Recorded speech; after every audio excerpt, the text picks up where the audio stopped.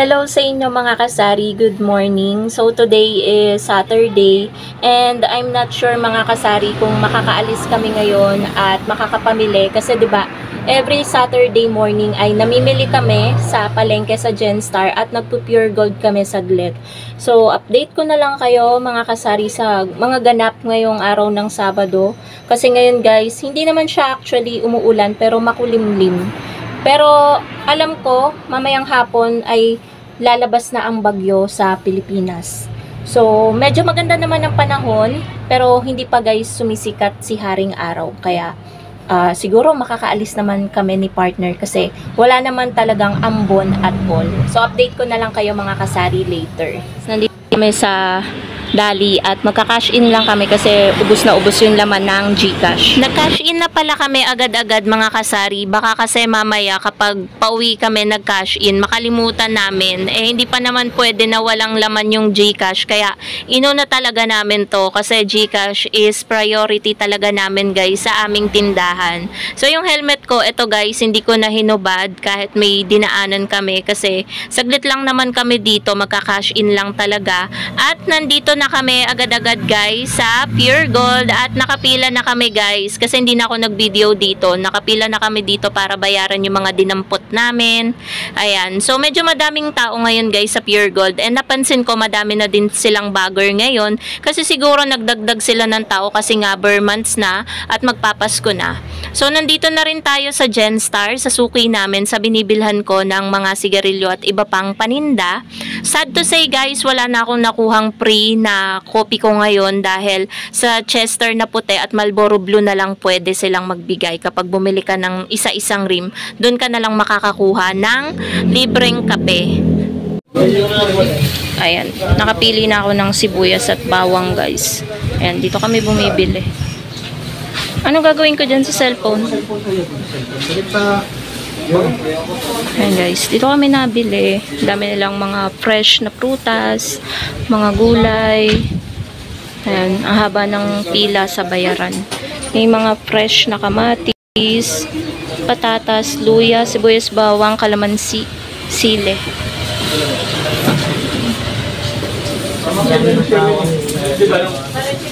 Balong daw. Picture ang kita pang thumbnail. Ala ko eh. Yung pampamili ng Laro ko na.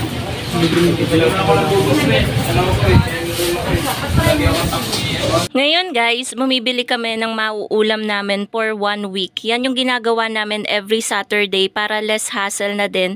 Dahil dito sa amin ay walang nabibilhan ng fresh na mga mauulam. kasama na yung pagkigan. Wala na.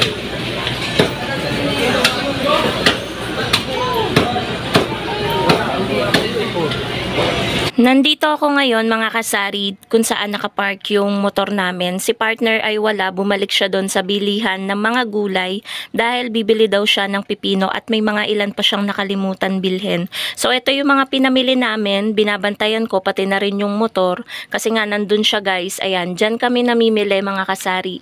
Dyan sa bilihan na yan. Always, dyan lang. Parang suki na. 1 hour later. Hello sa inyo mga kasari, nakauwi na nga pala kami ni partner from Genstar tsaka sa Pure Gold. Ngayon i-haul ko sa inyo guys yung mga napamili namin. Medyo madami to guys para sa akin medyo madami to. So pakita ko na sa inyo guys. Ayan, so ito guys yung lahat ng pinamili namin. Magkahalo na yan sa Pure Gold, sa Genstar, tapos bumili din kami ng mga frozen. So bigas guys, meron akong ino-orderan malapit dito. Medyo mahal siya ng konti kaysa sa Genstar pero nadi-deliver po siya agad at ayun mga kasari, hindi na nahihirapan kami or yung motor kapag dun pa namin bibilhin sa manggahan. Kaya nag-order na lang kami. Last time ang in-order ko is 3 sako ng Perfect Grain Hasmin. So, eto guys yung mga pinamili natin. Sad to say wala na tayong free na kape pero okay lang guys. Binili ko pa rin yung kailangan kong bilhin na sigarilyo. Bali 2 rim ng Chester yan, 1 rim ng Marlboro at 3 kahang Marlboro Black. Tapos, namili din kami guys ng gulay. Alam nyo ba yung gulay?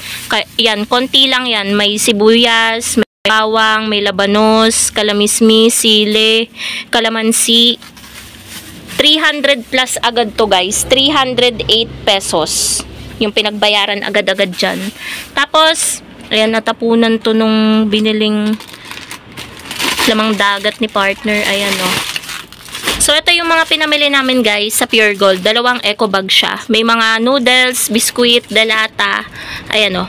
Mga Lucky Me beef chicken. Kasi nagkanda ubos yan kahapon na tong isang araw. Diba maulan guys. Mga biskuit, ayan. Tapos, kape. Coffee Mate. Tsaka Bear Brand Swak. Ayan, meron ding Skyflakes. Tapos may condiments din guys na ano, ayan ang itim nito. Ano ba ito? Ah, pusit. Pusit ito. Kaya pala kulay itim. Ayan o, ubos na kasi guys, kaya kailangan bumili din kami. Tsaka 20 grams na kape bumili din kami. Siguro nandito guys, nakatali pa eh. Ito yung total ng pinagbayaran namin guys. Kulang-kulang 2,000. Ayan o, 1,904.80 sa Pure Gold. Tapos ito guys, yung mga frozen, dinagdagan ko na yung bili ng tocino. Dahil mabili ngayon guys ang tocino, lagi may naghahanap. So, 8 tocino, 8 balot, isang TJ na regular, ito, tsaka 2 balot ng jumbo na bossing, jumbo hotdog. So, ayan siya. Ayun, sa ilalim. Medyo mabigat guys sa mga frozen. Ayan, 3 klase lang yan. Nagkakahalaga yan ng 900 plus. So, lalagay na din natin yan guys agad-agad sa freezer. Kasi baka maano yung ating frozen. So, yan lang naman mga kasari ang ganap ngayong araw ng Saturday. Yan. Halos kakarating-rating lang namin. Pero medyo kanina pa, mga mag-iisang oras na. Siguro mga 45 minutes na kaming nakakarating. Kumain na rin ako guys kasi mag-aalas 12 na hindi pa kami nag-aagahan. Alam ko mali yung ganong gawain guys, kaso inuuna talaga naming mamili. Kasi kung magluluto pa kami, abutin kami ng tanghali or hapon, nasa ano pa kami. Eh, ang start ng sabong dito guys is hapon. Kailangan talaga, Saturday morning kami always umaalis. Kaya, kailangan talaga maaga kami. Kaya hindi na namin nagagawang magluto at kumain pa bago umalis. Ngayon nga palang Sabado ay hindi ako nakakuha mga kasari ng itlog sa ahente ko. Kasi guys, nasa isip ko na naiwan yung pambili ko ng 2 tray ng itlog. Kasi yun yung o-orderin ko sana. Kaso nga nakalimutan ko, nakaalis na kami nung naalala ko. So, bale, dapat ay, ayun nga, kukuha ko ng 2 tray. Buti na lang may natira pa tayong 1 tray dito kahit papano. Kahit siguro mga 2 days ay aabot to. Pero hindi to aabot sa dating ng ahente natin ng itlog. Kasi ang dating ng ahente natin ng itlog ay sa Wednesday pa.